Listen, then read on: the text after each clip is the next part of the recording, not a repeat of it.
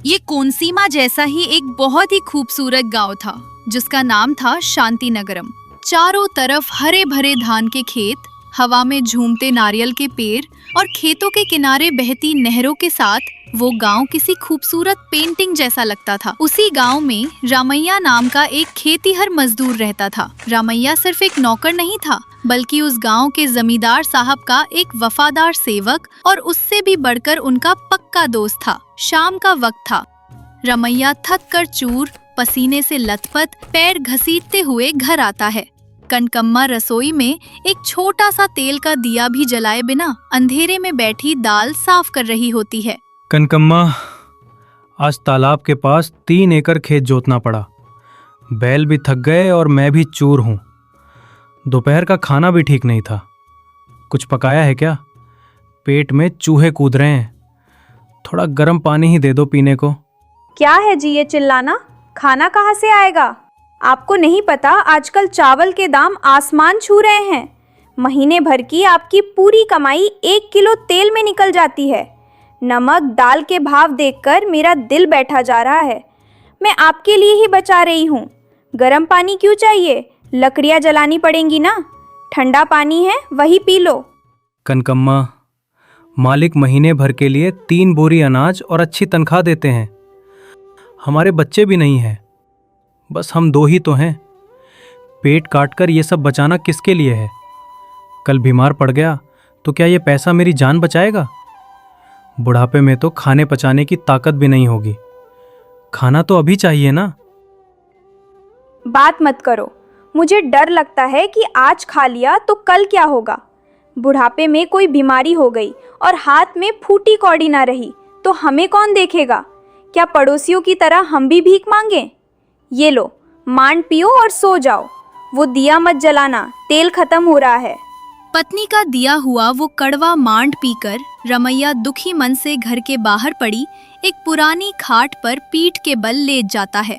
आसमान में तारों को देखते हुए वो अपनी गरीबी पर नहीं, बल्कि अपनी पत्नी की इस कंजूस फितरत को सोचकर रो पड़ता है। एक तरफ भूख और दूसरी तरफ पत्नी का बर्ताव उसे सोने नहीं देते। रात के 10 बजे जब पूरा गांव शांत हो जाता है, कनकम्मा धीरे से बाहर आती है। क्यों जी, अभी तक सोए नहीं? क्या सोच रहे हो? और बताओ, क्या खबर है? क्या खबर होगी, सब बढ़िया है। पेट भर खाना तो देती नहीं, फिर ये झूठी हमदर्दी क्यों? मुझे अकेला छोड़ दो। तुम अपनी बचत के साथ मज़े में रहो, मैं अपनी भूख से मर जाऊंगा। तुम्हारे दिए इस मांड में और मिट्टी में कोई फर्क नहीं रह गया है। अच्छा ठीक है, गुस्सा मत होइए। कल सुबह मैं आपके लिए पक्का बढ़िया खाना बनाऊंगी, चटनी रखूंगी और दोपहर के लिए बांध दूंगी। पेट भर खाकर खेत पर जाना। जमींदार साहब का काम भी जल्दी खत्म करके आना। वो आपको पसंद करते हैं तो थोड़ा कुछ एक्स्ट्रा मांग कर देखना। सच में कनकम्मा, क्या कल मुझे खाना दोगी? झूठी उम्मीद तो नहीं दे रही हो ना? हाँ जी, पक्का दूंगी। अब सो जाओ। कहे मुताबिक कनकम्मा अगले दिन सुबह जल्दी उठकर चूल्हा जलाती है। रमैया ये देखकर खुश हो जाता है कि चलो, आज मेरी पत्नी में कुछ बदलाव आया है। रसोई से धुआं निकलता देख वो भी बड़े उत्साह से नहा धोकर खेत जाने के लिए तैयार हो जाता है। जब रमैया निकलने लगता है तो कनकम्मा एक पुराने डिब्बे में खाना डालकर उस पर कपड़ा लपेटकर पोटली बनाकर देती है। ये लीजिए जी, आज मैंने आपकी पसंद का खाना बनाया है। दोपहर में खेत पर पेट भर खाइएगा, लेकिन याद रखना, गलती से भी किसी और को मत देना, नहीं तो आपके लिए कम पड़ जाएगा। कोई पूछे तो बोल देना खत्म हो गया। सच में कनकम्मा, आज मेरा मन बहुत हल्का हो गया है। रात को मैंने तुम्हें बुरा भला कहा था, दिल पर मत लेना। तुम्हारा प्यार ही मेरी सबसे बड़ी ताकत है। मैं खुशी खुशी जाता हूँ। रमैया बड़े जोश के साथ खेत में काम करता है। आज पेट भर खाना मिलेगा, इसी उम्मीद में वो बैलों को भी तेजी से चलाता है। दोपहर की कड़ी धूप में पसीना पोंछते हुए वो एक बड़े नीम के पेड़ की छांव में बैठता है। वो बड़े चाव से खाने की पोटली खोलता है और डिब्बे का ढक्कन हटाता है, लेकिन ढक्कन हटाते ही रमैया का दिल जैसे बैठ जाता है। जहाँ उसने सोचा था कि डिब्बा चावल से भरा होगा, वहाँ उसमें सिर्फ एक सूखी रोटी का टुकड़ा और थोड़ा सा आम का अचार था। कनकम्मा, तुमने ये क्या किया? मुझ पर भरोसा जताकर ऐसा धोखा। सुबह वो बातें सिर्फ इसलिए की थी ताकि मैं काम पर आ सकूं। क्या मेरी भूख तुम्हारे लिए एक खेल है? इस एक रोटी के टुकड़े से मेरी जान कैसे बचेगी? सुबह इतनी मोहब्बत से बात की और आखिर में मेरे डिब्बे में बस ये सूखी रोटी छोड़ी। गांव वालों के सामने मुझे झूठ बोलना पड़ रहा है। मेरी किस्मत ही खराब है। कमाकर भी खाने को तरसने वाला बदनसीब हूं मैं। रामैया उस एक रोटी के टुकड़े को देखकर फूट फूट कर रो रहा होता है। तभी जमींदार साहब वहाँ से गुजरते हैं। रमैया को अकेले बैठे और आंसू पोंछते देखकर वे बड़े प्यार से आकर उसके पास मेड़ पर बैठ जाते हैं। क्यों रे रमैया, खाना खा रहा है क्या? क्या सब्जी लाया है? खुशबू तो बड़ी मस्त आ रही है। मुझे भी बड़ी भूख लगी है। भले ही घर से खाकर आया हूं, पर मुझे भी एक निवाला खिलाना। तेरे हाथ का निवाला मेरे लिए अमृत है। मुझे बचपन के वो दिन याद आ रहे हैं। नहीं नहीं हुजूर, ऐसा मत कीजिए। आप जमींदार हैं, चांदी की थाली में 56 भोग खाने वाले। इस गरीब के डिब्बे का खाना क्या आपको शोभा देता है? कोई देखेगा तो हंसेगा। अरे रमैया, जमींदार होना तो बस एक ओहदा है रे। दिल को तो दोस्ती चाहिए। इस गांव में तू ही मेरा सबसे भरोसेमंद दोस्त है। मैं भले ही मालिक हूं, पर मेरा भी एक दोस्त है, और वो तू है। तेरे सीधे साधे दिल के आगे और क्या चाहिए? मैं तुम्हें बचपन से जानता हूं। तुम्हारा दिल बहुत बड़ा है। प्लीज मुझे थोड़ा खिला दो। चल खिला एक निवाला। अरे हुजूर, आपका ये प्यार ही काफी है। आपकी बातों ने ही मेरा पेट भर दिया। लेकिन मेरी बदकिस्मती देखिए, मैंने अभी अभी सब खत्म कर दिया हुजूर। एक दाना भी नहीं बचा। मुझे माफ कर दीजिए मालिक। तू झूठ बोल रहा है रमैया। तेरी आंखें कह रही हैं कि खाना नहीं है। तेरा चेहरा भूख से मुरझाया हुआ है। सच बता, क्या बात है? क्या मेरी दी तनख्वाह कम पड़ रही है? चल, आज से ही तेरी तनख्वाह में 5 वरहा और बढ़ा देता हूं। क्या तू अब खुश है ना? नहीं मालिक, तनख्वाह बहुत है, लेकिन मेरी पत्नी के दिल की वो कंजूसी नहीं बदल रही है। घर में सब कुछ होते हुए भी आज आपके लिए डिब्बे में एक दाना तक नहीं है। रात भर मिन्नतें करने के बाद उसने मुझे बस ये सूखी रोटी दी है। बचपन से ही उसकी यही आदत है। मुझे याद नहीं कि आखिरी बार मेरा पेट कब भरा था। मेरी पत्नी की कंजूसी मेरी जान ले लेगी। क्या रमैया को इतना परेशान करती है? रमैया, तू फिक्र मत कर। मुझे अच्छी तरह पता है कि तेरी पत्नी को सीधा कैसे करना है। ऐसा कहकर जमींदार वहाँ से अपने महल लौट जाते हैं। घर जाकर भी जमींदार साहब रमैया के बारे में सोचकर दुखी होते रहते हैं। उस रात उन्हें नींद नहीं आती। उनका दोस्त भूख से तड़प रहा है। ये बात उन्हें अंदर ही अंदर खाए जा रही थी। वे अपनी पत्नी को ये पूरी बात बताते हैं। अजी सुनती हो, हमारे रमैया का दुख मुझसे देखा नहीं जा रहा। अपनी पत्नी की कंजूसी की वजह से वो हड्डियों का ढांचा बनता जा रहा है। खेत में उसका दर्द देखकर मेरा दिल तड़प उठा। वो कनकम्मा उसकी भूख को दबा रही है। उसे सबक सिखाना ही होगा। अगर वो हर दिन ऐसा करते रहेंगे तो वो बीमार पड़ जाएंगे। आप सही कह रहे हैं। इंसान को दौलत से प्यार हो सकता है, लेकिन इतना भी नहीं कि किसी की भूख ही मार दे। एक औरत की बात औरत ही बेहतर समझ सकती है। कल आप उन दोनों को हमारे महल में दावत पर बुलाइए। जमींदार साहब और उनकी पत्नी रमैया और कनकम्मा को महल में दावत के लिए बुलाते हैं।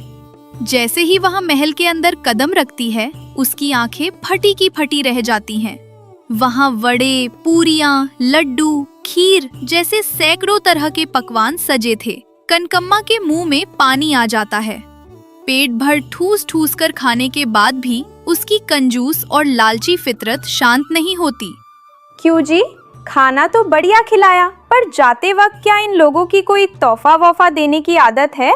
ये बात जमींदारिन जी सुन लेती हैं और मुस्कुराते हुए कनकम्मा के पास आती हैं। कनकम्मा, तुम्हारा पति हमारे यहाँ बहुत सालों से बड़ी वफादारी से काम कर रहा है। उसकी इसी ईमानदारी से खुश होकर हम तुम्हें ये 1000 वरहा की पोटली तोहफे में दे रहे हैं। इसे रख लो। 1000 वरहा? सच में मेरे लिए है मालकिन? इतने दिनों से एक एक रुपया बचाने के लिए पापड़ बेलने पड़ते थे और अब सीधे 1000 वरहा। हुजूर, ये क्या है? हमें इतना धन क्यों दे रहे हैं? हमें इसकी कोई जरूरत नहीं है मालिक।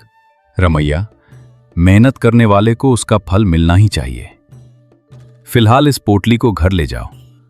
कुछ दिनों बाद तुम्हें खुद समझ आ जाएगा कि मैंने ये क्यों दिया।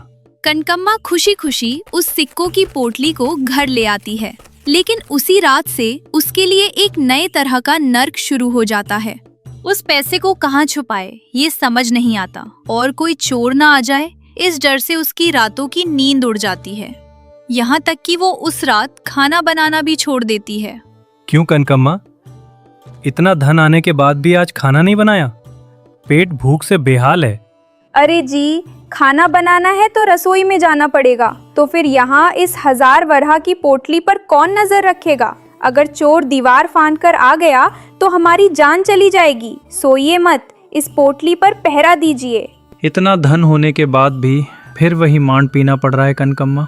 इस पैसे को सुख देना चाहिए था, पर ये तो उल्टा डर बढ़ा रहा है। अगले दिन रमैया खेत पर चला जाता है। कनकम्मा भी घर पर अकेले नहीं रह पाती। धन की चिंता में वो भी उसके पीछे पीछे खेत आ जाती है। क्यों जी, जमींदार साहब ने जो हमें 1000 वरहा दिए हैं, वो बात आपने गांव में किसी को बताई तो नहीं? क्यों पूछ रही हो कनकम्मा? कुछ नहीं जी, इतना धन घर में अकेला छोड़कर आए हैं। डर लग रहा है कि कोई उठा ना ले जाए। उन 1000 वरहा में से एक पैसा भी खर्च करने का सोचूं तो मेरी जान निकलती है।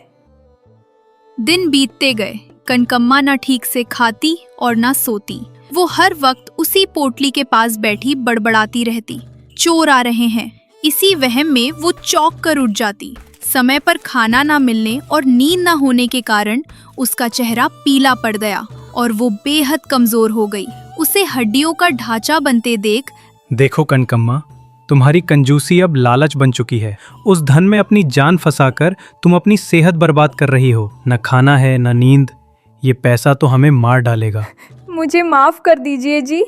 जब से ये 1000 वरहा आए हैं, मेरे जीवन से सुख और शांति गायब हो गए हैं। खाने की इच्छा मर गई है। बस हर वक्त चोरी का डर लगा रहता है। मेरी कंजूसी ही मेरे लिए श्राप बन गई है। मुझे ये धन नहीं चाहिए। इसे जमींदार साहब को ही वापस दे आइए। रमैया सिक्कों की वो पोटली लेकर जमींदार साहब के महल पहुंचता है। रमैया बड़ी खुशी और राहत के साथ वो पोटली जमींदार साहब के सामने रख देता है। हुजूर, ये लीजिए आपके 1000 वरहा। हमें ये नहीं चाहिए मालिक। इनकी वजह से हमारे घर का चैन छीन गया था। मेरी पत्नी को सुधारने की आपकी ये कोशिश कामयाब रही। देखा रमैया, अब समझ आया कि मैंने वो धन क्यों दिया था। धन इंसान को सुख सुविधा देने के लिए होना चाहिए, डराने के लिए नहीं। जरूरत के वक्त जो धन काम ना आए वो सिर्फ मिट्टी है। अब तुम्हारी पत्नी सुधर गई है, मेरे लिए यही सबसे बड़ा तोहफा है। मालिक, आपने हमारी जिंदगी में उजाला भर दिया। आज जब मेरी पत्नी पछतावे के साथ बदल गई है तो मुझे पूरा भरोसा है कि अब मेरी भूख भी मिट जाएगी। उस दिन के बाद से कनकम्मा ने अपनी कंजूसी हमेशा हमेशा के लिए छोड़ दी। वो रमैया को पेट भर खाना परोसती और घर को खुशहाल रखती। लालच ही अशांति की जड़ है। जिस धन का इंसान खुद भोग ना कर सके, वो जंगल में खिली उस चांदनी की तरह है जिसे कोई देख नहीं पाता। संतुष्टि के बिना जीवन बिल्कुल बेकार है।